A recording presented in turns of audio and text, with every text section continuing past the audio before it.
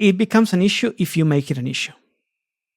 Yeah. You know, like if you went to someone and said like, by the way, just so you know, like I have hearing aids and like, and I can't go out when it rains and I have to sit in the front and that's an issue. Yeah. Right. If I tell people like on Tinder, like, hey, by the way, like I can't eat the pizza, I can't do this, I can't do that, blah, blah, blah. That's an issue. Versus I am me. This is it. Take it or leave it. We go out and okay, technical difficulty. I can't do this. So can we find something else? You know, the issue is not you. You are not the issue. The issue is the issue.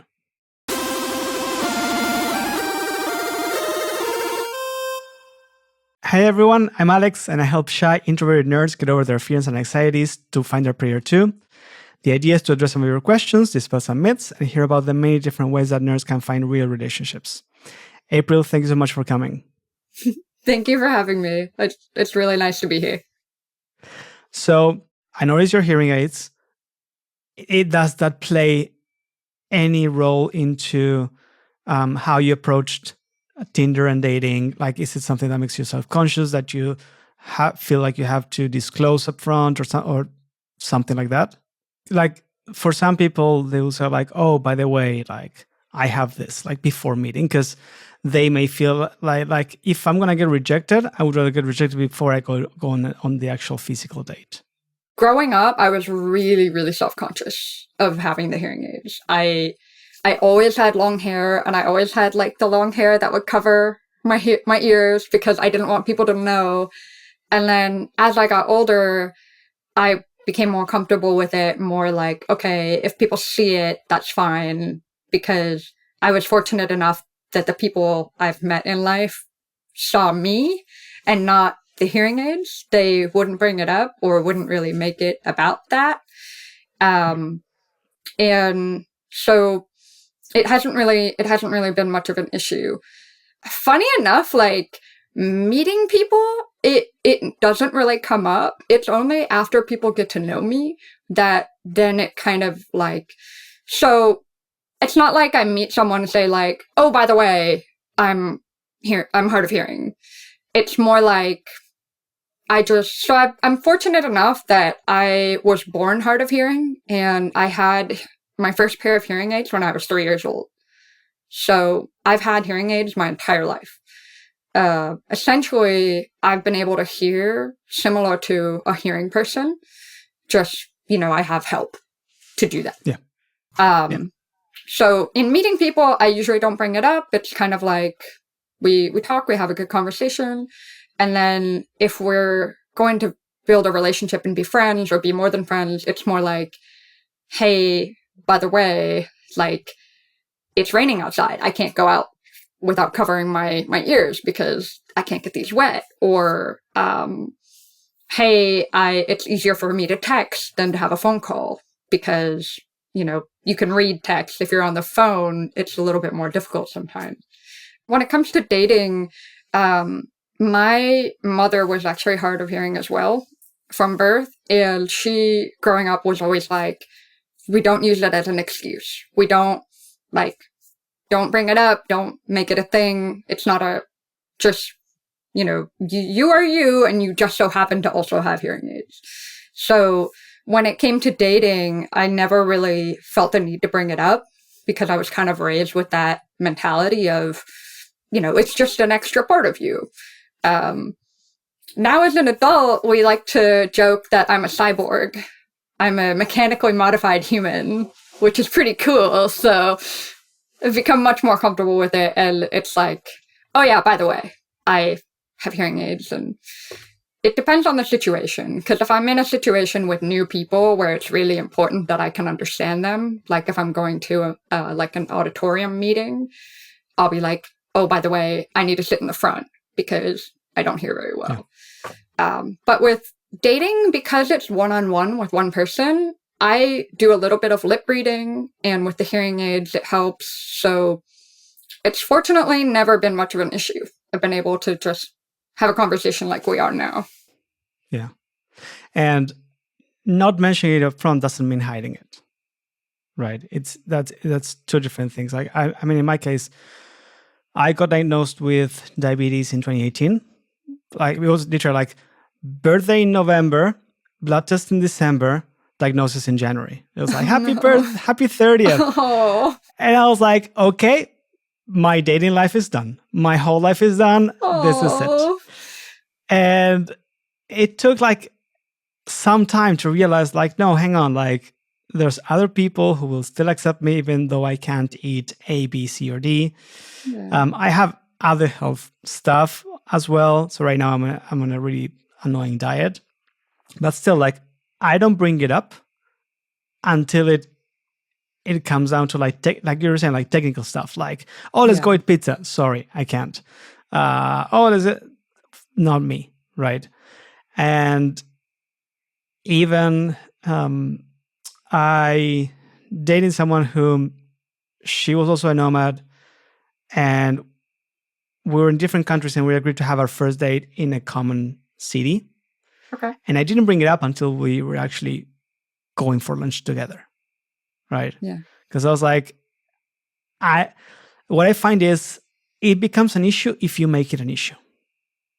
Yeah. You know, like if you went to someone and said, like, by the way, just so you know, like, I have hearing aids, and like, and I can't go out when it rains, and I have to sit in the front, and that's an issue. Yeah. Right. If I tell people, like, on Tinder, like, hey, by the way, like, I can't eat the pizza, I can't do this, I can't do that, blah, blah, that's an issue. Versus, I am me, this is it, take it or leave it. We go out, and okay, technical difficulty, I can't do this, so can we find something else? You know, the issue is not you are not the issue. The issue is the issue. Yeah, I was gonna say what you're saying translates really well to really anyone. Like, if you are shy or you're nervous talking to people, it's only an issue if you point it out. I feel like, because most people would probably just kind of overlook it, like, oh, they're a little quiet, but you know, we can still talk, or maybe I have to start the conversation, but it's okay because they're having fun, I'm having fun, it's okay. Versus leading with, oh, I'm really uncomfortable, I don't want to be here, then it's no fun for anybody. This is not my thing. Yeah, I once met a guy, German guy. I met him, he was a bit awkward, whatever. And then we were like doing some like bonding exercises in group settings. And he mentioned that he had Asperger's. And he said like how he was like working on it and whatnot. And he was very self-conscious. And at one point I was like, honestly, I just thought you were German.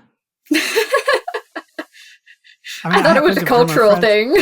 Exactly. Like, I have plenty of German friends. Some are like super outgoing and, you know, but quite a few of them, for my standards, I'm from Argentina, they're like super dry, you know, like, and I was like, I told him, I'm like, look, I mean, sure, you were a bit awkward. I just thought you were very German, to be totally honest.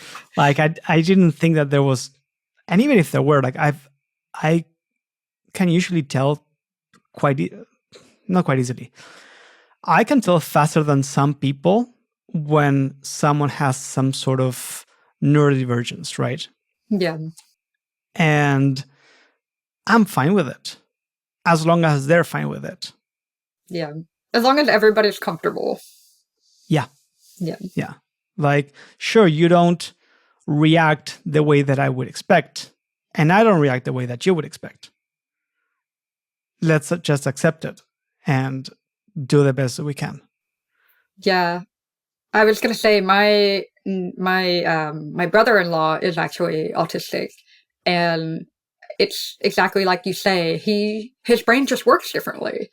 And when you recognize that and accept that, then as long as everybody is on the same page, it's fine. Like, it does take some getting used to as someone who's neurotypical of, oh, wait, they aren't going to react this way, the way I would. Or, you know, this is what makes sense for me. It's not what makes sense for them. But I love talking to people who are different from me because it's always so interesting to see different worldviews, because then you take a moment of, oh, I never thought about it that way. that's really interesting. And you kind of change your perception a little bit. Yeah. I was at an event once where I met with the guy. He was very awkward. I like social dancing. And at one point, he wanted to dance with someone who was walking towards me because we were going to dance. And I think like he went to her, he's like, oh, like, I want to dance. And she's like, well, I'm going to dance with him now. He's like, no, but I want to dance. And she's like, but I was already going to dance with him. I can dance with you after. And I was like, okay, there's something going on here. Like, there's something. And later I hear from someone that there's a guy who's making women uncomfortable and like, like being like very pushy and harassing and whatnot. And straight up, I thought of this guy. Yeah. And I started asking, and it was him. So I contacted the organizers and I was like, hey guys, I don't know him, but I suspect that there must be some like autism or something going on. So like, go with care. I don't think it's on purpose. I don't think he's a bad person.